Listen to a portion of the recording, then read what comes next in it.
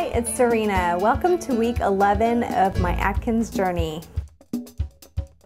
This week when I weighed myself, I was surprised to see that I had lost about 4 pounds.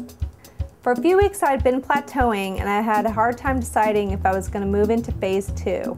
But I had read an article that talked about how adding a few carbs from phase 2 can actually kickstart your weight loss.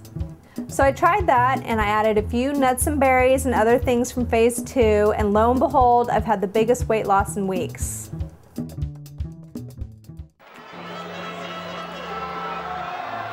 One of our favorite things to do is go to the Dodger game.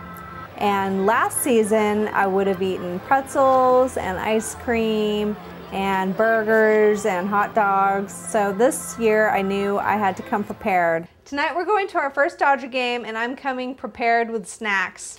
I'm bringing my own bag of peanuts. I can have a half a cup and it'll be 4 grams of net carbs.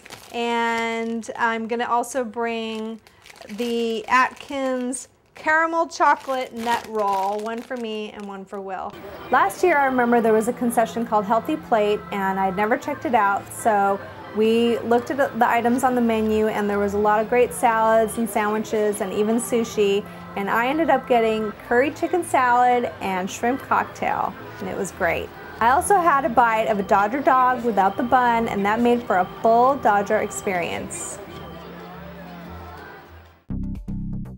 I've been getting really good at using the Atkins website to look at their recipes and adapt them into my own recipes. And this week we made one of Will's favorites, surf and turf. Our version of surf and turf was a broiled steak and a salmon patty.